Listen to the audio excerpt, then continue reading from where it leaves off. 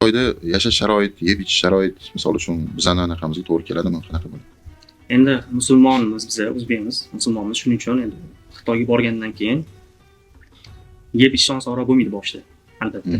Endi bu ham birinchidan qaysi shaharga borganingiz bilan bog'liq. Masalan, Urumchiga borsangiz muammo ko'rmaysiz, chunki u yerda asosan musulmonlar Milliy, to'g'ri. o'zimiz ovqatlar juda ko'p. Uyg'urcha ovqatlarni o'zimiz ham masalan yeymiz.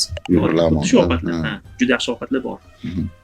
Endi boshqa shaharga boradigan bo'lsangiz, Xanjouga boradigan bo'lsangiz masalan, yoki umuman Suzhou degan shaharlar bor, Nankin shaharlari bor, Chongqing ketaveradi u yoqlar.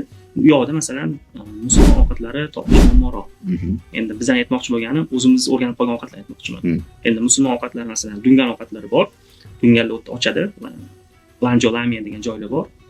Masalan, bitta rayonga boradigan bo'lsangiz ham shaharda, xohlagan shahardan deyarli xohlagan shahardan topib olasiz ovqatlarni. Kirasiz. Endi Xitoyga xos bo'lgan ovqatlar yo'q. Bemalol yeb, mana qilishingiz mumkin. Hammasi halol hisoblanadi. O'zi yozib qo'ygan ham bo'ladi, Chinjin deb, ya'ni muslim. Muslim degan ovqatlar bo'ladi. Chinjin degani muslim degani.